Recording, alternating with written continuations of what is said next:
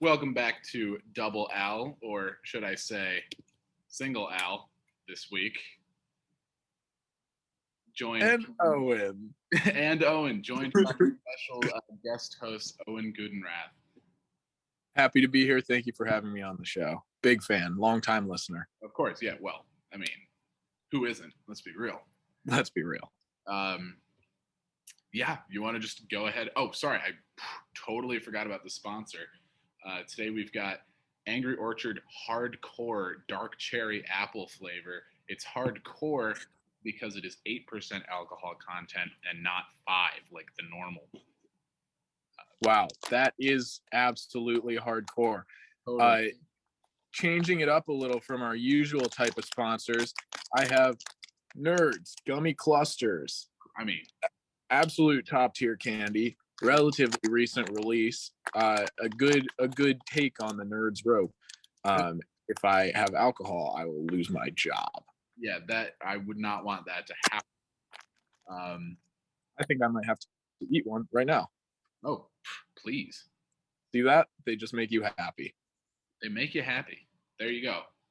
Nerds gummies. They make you happy. I should say that this Angry Orchard comes from a fall harvest mashup pack type deal. They also have Cinna Apple, which I imagine just tastes like when you put what's it called, the cinnamon whiskey in apple Fireball.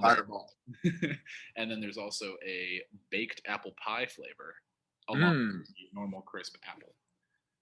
So I think I wouldn't even have to get paid to say this. I know it's one of our sponsors, but I'm just saying this without them paying me. I would be drinking that. Yeah, absolutely. All right, let's move on to the first matchup of the week. And when I say that, I mean actually we're going to look at some trades. Owen and Devin made a little trade, just to for the Rams defense and special teams. Yeah, so I'll break this one down a little bit because obviously I'm very personally involved in this trade, being one of the GMs responsible for it.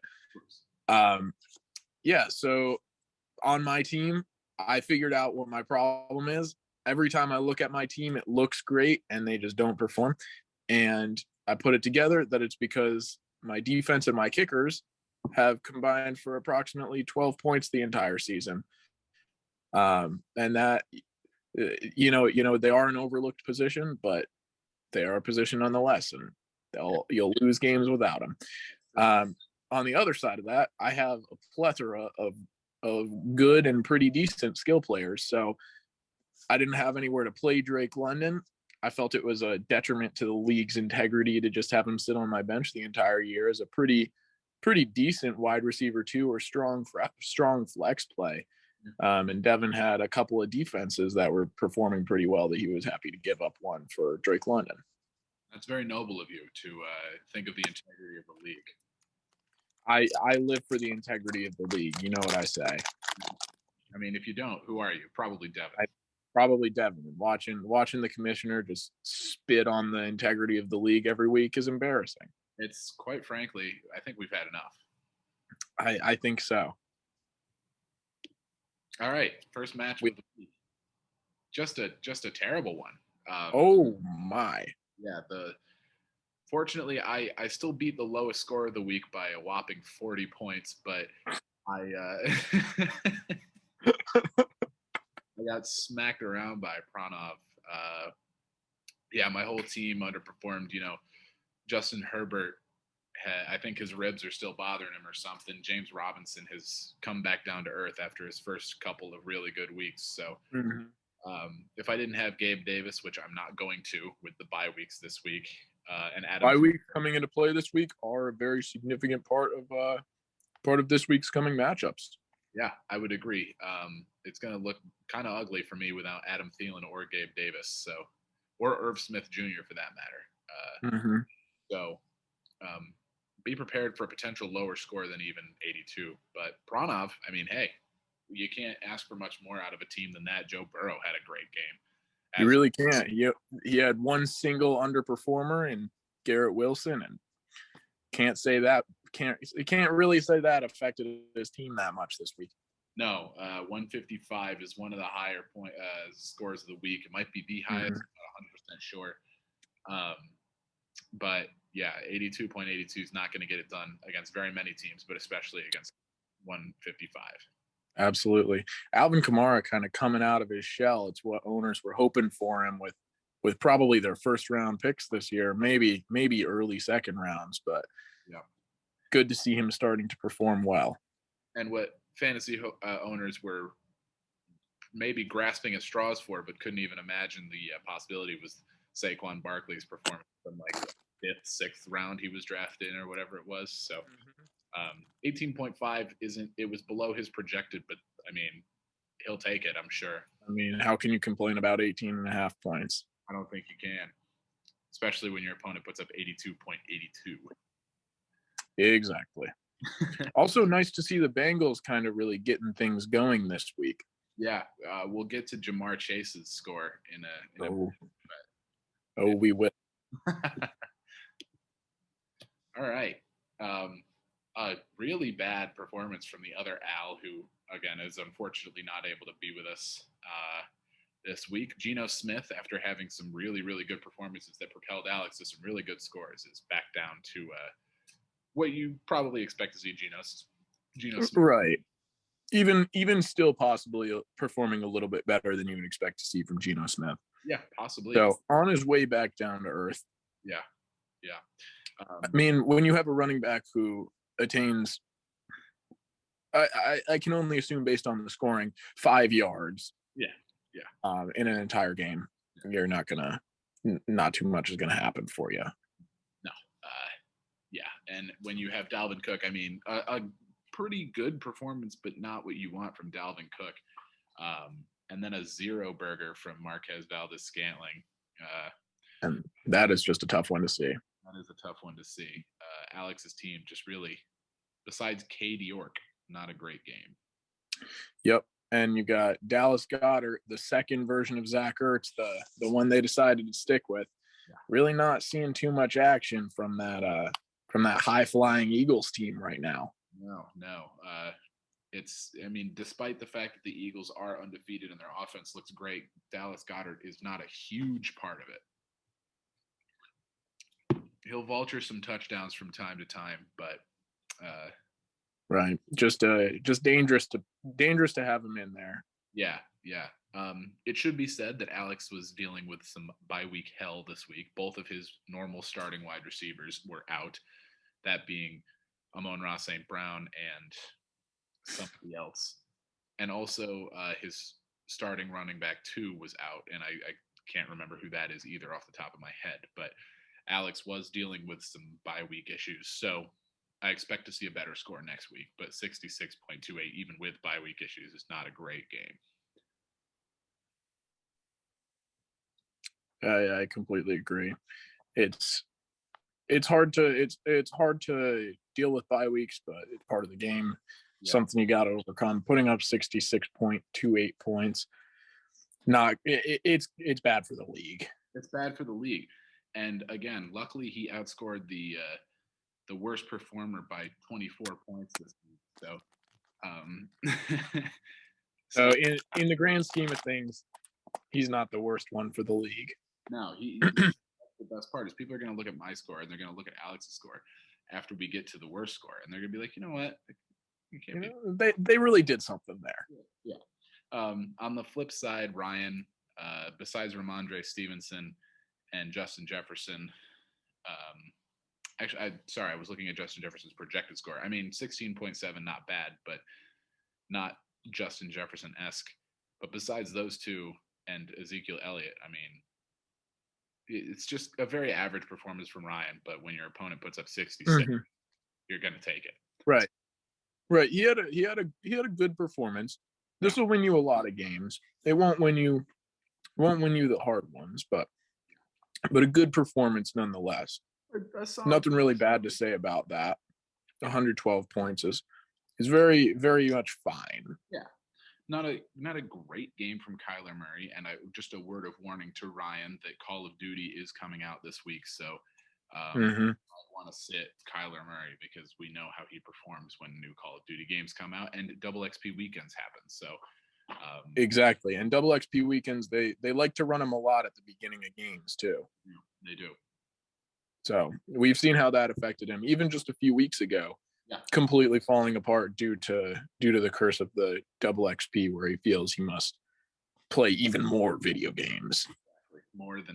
More than usual. So that's just a word. But lucky for him, he no longer has to watch 4 hours of film per week. That's stipulation contract. He got that one taken out. So score 1 for the good guys. Yep. Score 1 for the gamers. Or as they say in his favorite video game, no Russian. No Russian. There you go. Owen, so your game, just take us through what happened here. You managed to lose to somebody who had their running back get shot in the leg at the beginning of the season and straight up didn't start one. Well, the bullet to the leg doesn't really seem to have affected him too much. He took a couple weeks off, not even as many as Dak Prescott, who accidentally high-fived another player. So that one I'll let it sit on that. The missing a running back, I actually will say that he was starting one, and it was a Monday night game. He pulled them once he knew he had the victory, for the off chance that they fumbled the ball a couple of times or something like that, because we were in a pretty close game. Okay, that makes what I would like to direct you to on my side, though. Yeah. Quickly, is all around pretty solid performance. That's not true. Actually, I only had 3 or 4 players with a pretty good performance.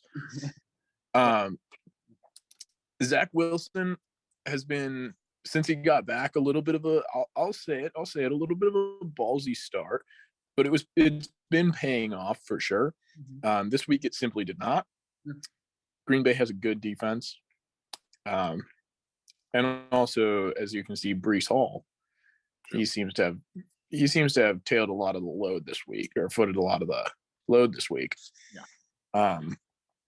I was also kept in the game by Ja'Marr Chase. Let's talk about the Bengals. Ja'Marr Chase. Let's talk about the Bengals. Alan, what do you have to say about the Bengals right now? Oh, it's nice to see them.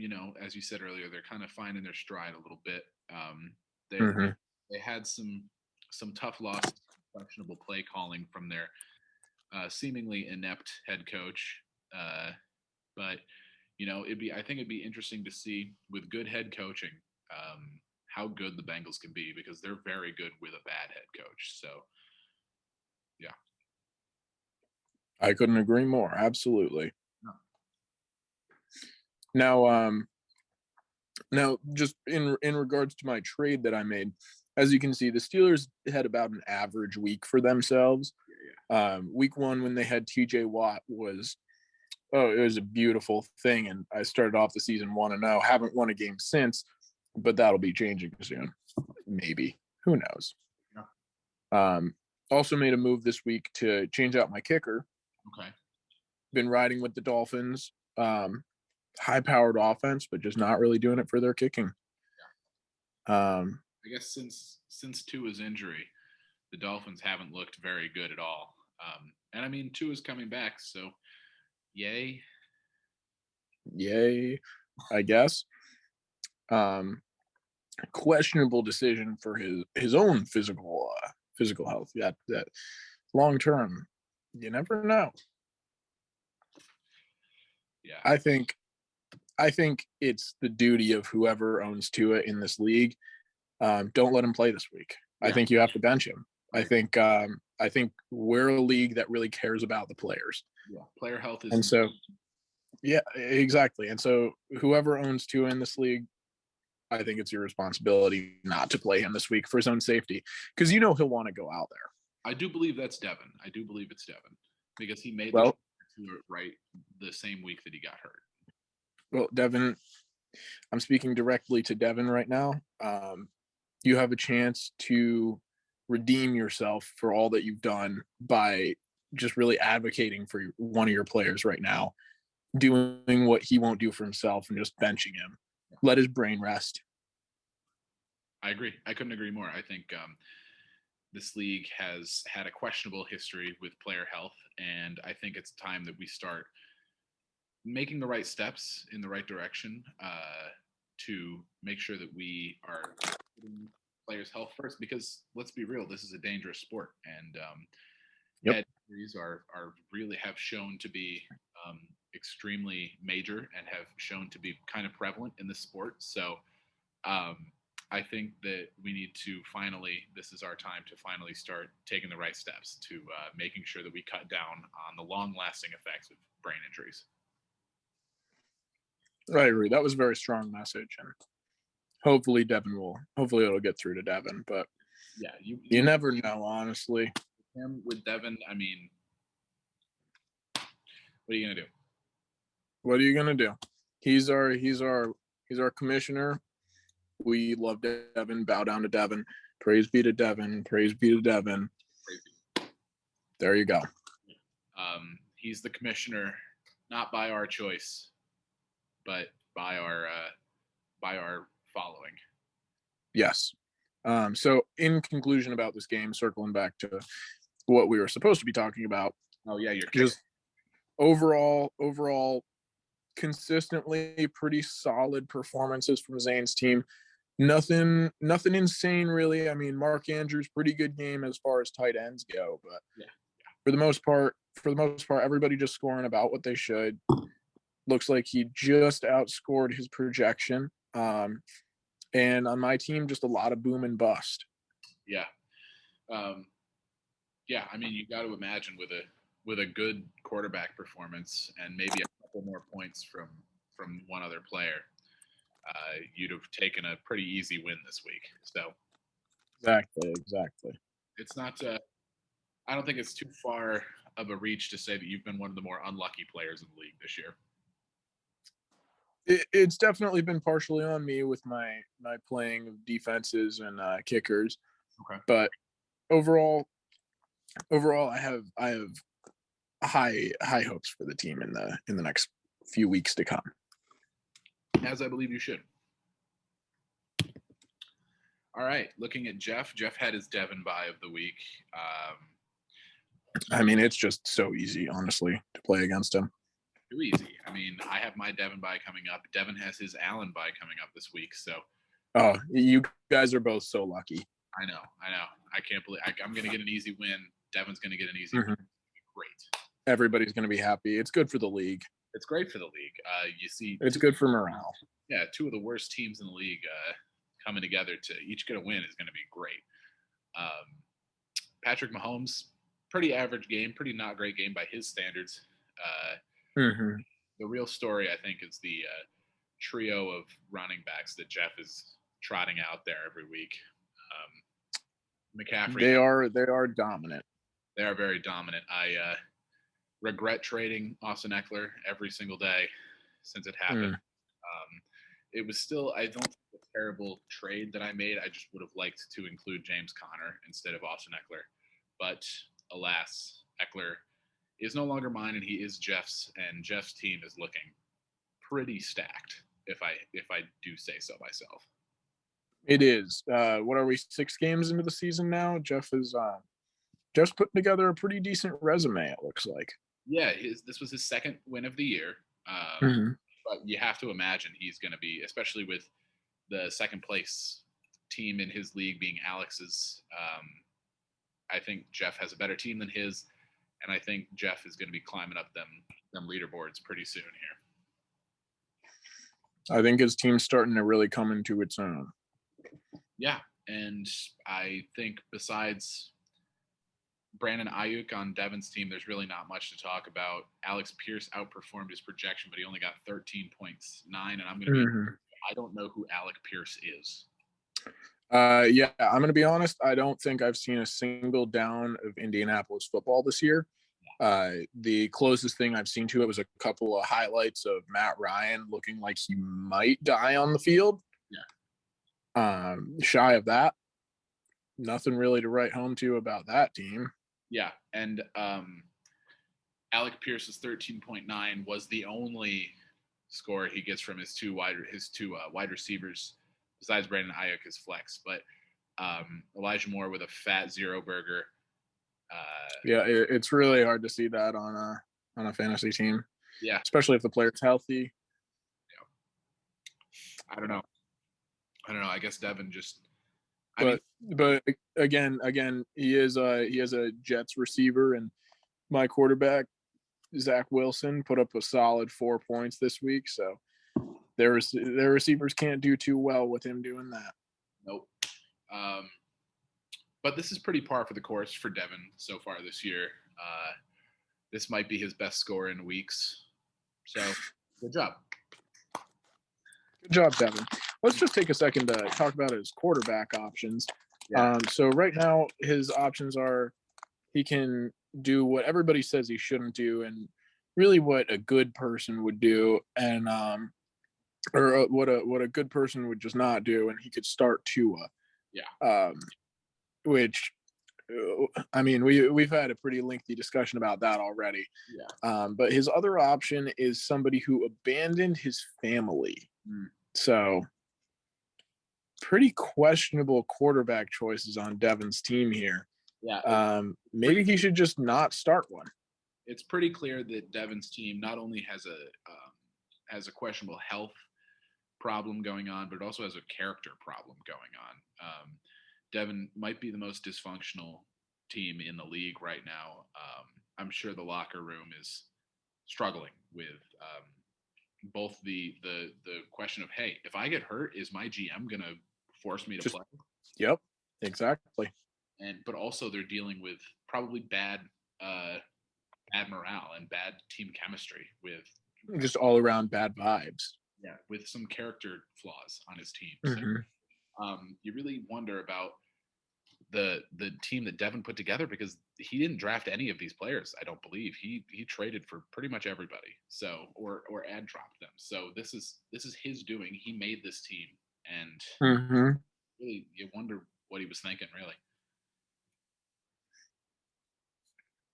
honestly, I couldn't tell you. Trying to go into his head, forget it.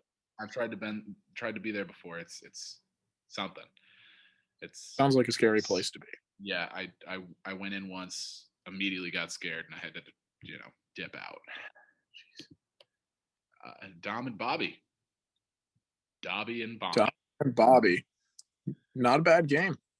Not a bad game. Again, Dom's team is capable of much better than 110, but I mean, a win's a win. So really, Dom's yep, it'll go down as a win, and that's what matters for him. Exactly, especially with him leading his division. I'm sure he's very happy with it. His standout performers this week, the Bills, Josh Allen, and Stephon Diggs. Besides that, pretty average performances to some bad performances. But, I mean, Josh Allen and Diggs put up some great games. So, and he got a win. So, you know what? He'll take it. Yep, and you know what? That was a smart move by him, taking both Josh Allen and Stephon Diggs. Everybody knew they were Super Bowl favorites going into the season, pretty strong ones at that. That connection there, that was a good move by him, taking the two of them together. You're probably going to score a lot of points with each of them each week, and it's working out for him for sure.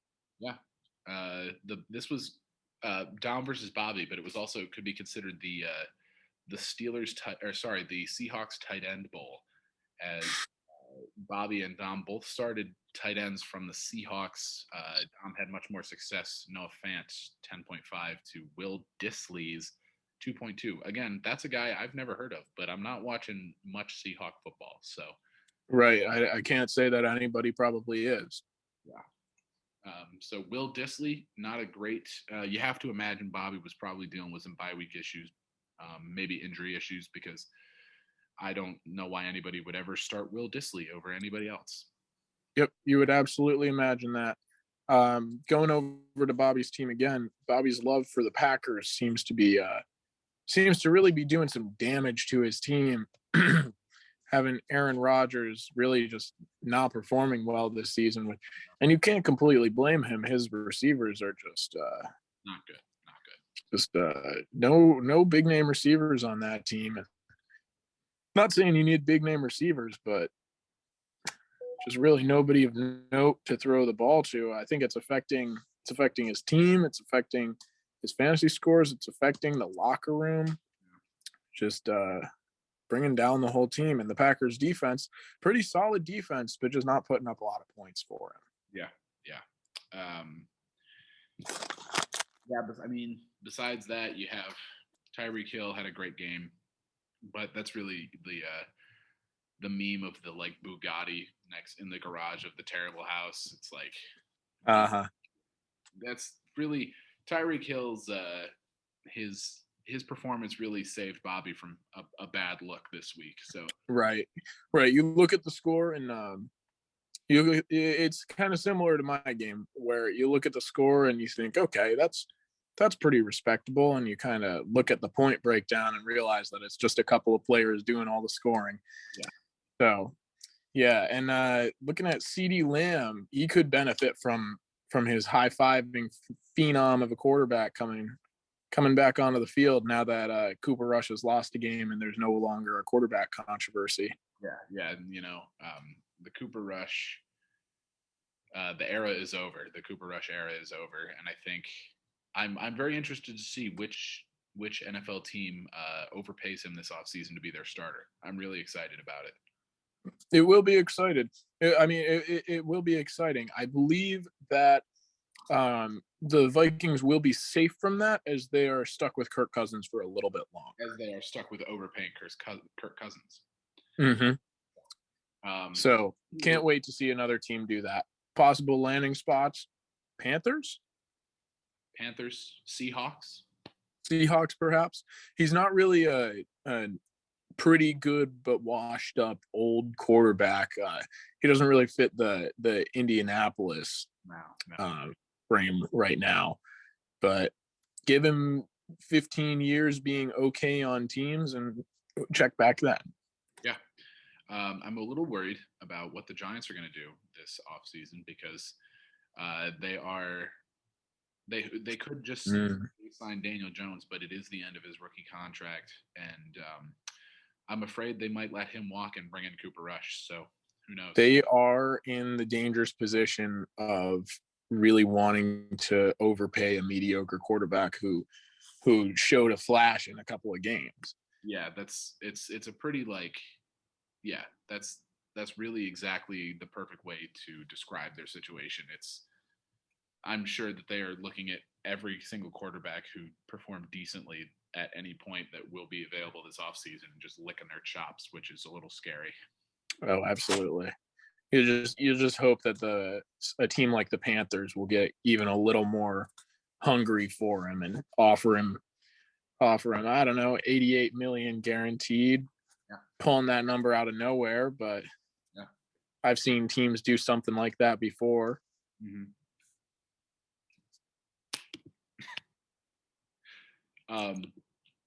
Whoops. Oh boy. Yeah, so this was the vaunted Ian performance that we talked about. Just my goodness. What yeah. I mean, his kicker put up more than 25% of his points. It is I mean, you want to be able to blame him being busy in PA school, but there was a bye week this week. There were a few teams on bye, and I don't see anybody on bye. So you gotta assume he either just got lucky, if you even want to call it that, or he has been checking his lineups, and fixing them up. But maybe he should have just left them as is. I guess we have to remember that this is not Ian's primary football. He might be in over his British head. True. That is a good point. But I mean, just terrible. I mean, Ryan Suckup had more than 25% of his points. The Jaguars D less than. And I mean that does just follow his British nature. Yeah. He wants the person that's kicking the football to be scoring all of his points. So yeah. I see what he's going for, but I just don't think that's going to win him a couple or any games in the league this year. Yeah, I don't think so. I think you're going to need players to score more than your kicker for sure.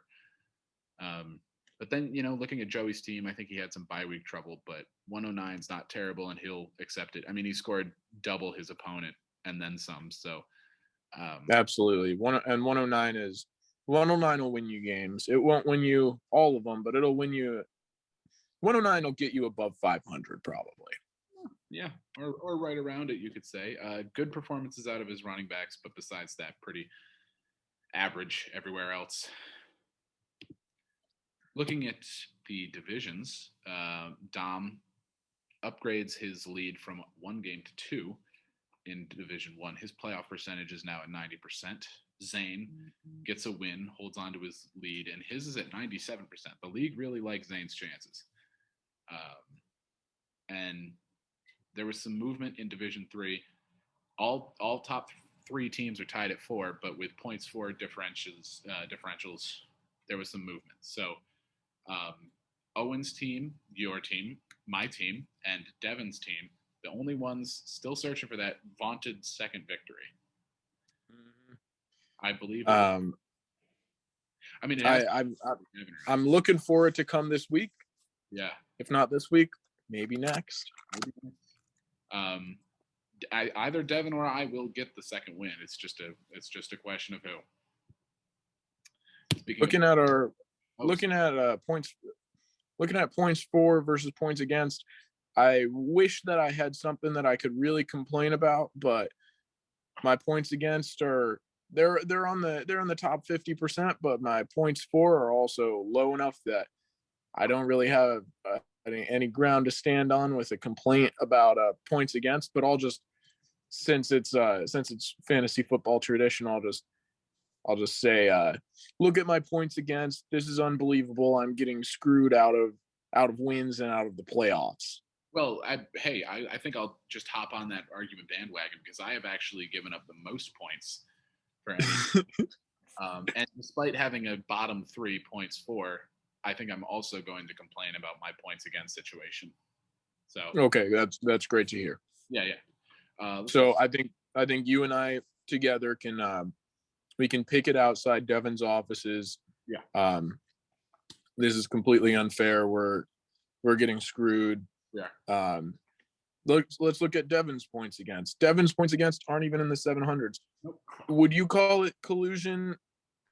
I didn't say the word, but people have been whispering it. I've heard, especially from the short person in the group. The little Italian one. He's thrown that C word around a little bit too much for my liking. Yep. And Ian, being British, is very familiar with the C word. They like to use it a lot over there. But Queen's dead now, so what's he going to do about it? Who knows? Let's go ahead and jump into the matchups for this next week. Like I said, I have my Devin bye. Devin has his Allen bye. Should be interesting. Very exciting for both of you. Alex against Jeff. You're taking on Dom, Joey, and Zane, a battle of Division 2 leaders. Mm-hmm. And Ryan versus Pranav, Bobby versus Ian. Let's go through our predictions. I have to take myself over Devin. Devin's team is terrible. I got to take Jeff over Alex, even though Alex is coming back from his bye week struggles. Jeff's running backs are just a little too much to handle at this point, I think. I'm going to have to go with Dom over you. I'm sorry. I'm going to go with Zane over Joey. I'm going to go with Pranav over Ryan, and I'm going to go with Bobby over Ian. Okay. In looking at the first matchup, I'm thinking on one hand, as my co-host this evening, I would love to be picking you. However, I know that Devin kind of can control the league, and there've been the C word thrown around a little bit. And the Queen's no longer around to protect us from it. So I'm going to have to throw Devin on this one. But honestly, it should be similar to a Jets-Jags kind of matchup where you get a good game. It's not good football, but it's an interesting game and it stays close until the end. Yeah, I agree. Going on to the next game, I'm going to take Jeff. I think Alex is probably a little bit distracted this week. I know he's doing a little sightseeing for whatever reason. Thinks he did something significant or something special. Honestly, don't really get what he's going for, but whatever. He just got to dress up, and Sam got to have all the fun, basically. Yeah, exactly. He just dressed up and talked kind of loud a couple of times. Yeah. I don't know. In a tent. He had to, we do, and then also, I have to repeat what the officiant says. Which he could barely even do. Yeah, he messed up a line. During the rehearsal, everybody was like, you're going to have to shorten that one for Alex. He'll mess it up as a joke. And then sure enough, he messed it up. Well, it sounds like Alex is a pretty predictable guy. And in this case, I'm predicting a loss. Yeah. Loss to Jeff. Similar prediction for me playing Dom. I mean, his team just speaks for itself recently, where he's a division rival, but really we've got a situation going on like the Patriots and the Jets did for years and years there. I've got a new defense coming in, but they're going to take a little while to integrate into the team. So I think I'll have to be, I don't think this is my week to really pull something off. I mean, who knows? Maybe we'll see what happens, but yeah, Joey and Zane, I mean, last week Zane's team was pretty terrible. We'll see how they bounce back. This should be maybe an interesting game. I'm gonna have to go Joey for obvious reasons from last week, but you never know, honestly. Ryan and Pranav, I think I'm gonna be picking Pranav. Just sporty guy all around, knows his sports pretty well. Although NBA season is starting, so he could have a little distraction going on. I think Ryan is mostly, at least as far as fantasy and being really invested. I think he's a fantasy football guy through and through. I have to imagine. Going down to Bobby and Ian, this one's a stumper for me. I think I'm picking Bobby coming off a loss last week. I think he's got something to prove. Mm-hmm. Mm-hmm. Great. Excellent. We will go through the bye weeks, the Bills, Rams, Vikings, and Eagles. So if you have any players from any of those on your team, make sure that you go ahead and bench them and put in a different starter. Yeah, and so this one's a little bit of a bummer because all four of these teams are kind of a couple there may be about 50% of the teams in the NFL that are actually a little bit fun to watch, and well, maybe not the Rams so much right now, but teams that you really feel like could put together something. Yeah. They're about half of them on bye this week, so yeah. 1 o'clock slate is probably going to be not great. Ugly, you could say. You have to imagine. So do you happen to know if we have any international games going on this week? I know we were just talking about some of the 1 o'clock games probably are going to be kind of weak because of the 4 teams on bye, but do we have any international games, any reverse prime times? Not that I know of. I don't believe we have a London game this week, but we could. I don't know. Speaking of primetime, we can only hope for some better primetime games this week because, my goodness. We can only hope because, oh my. And I know that the Seahawks aren't playing in primetime until, I want to say it's Christmas Eve. I think we have a little time off.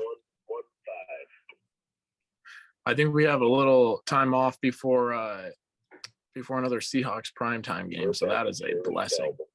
Thank goodness. You got your little radio there going on? Yeah, I got my little radio. It's not us though. That's good.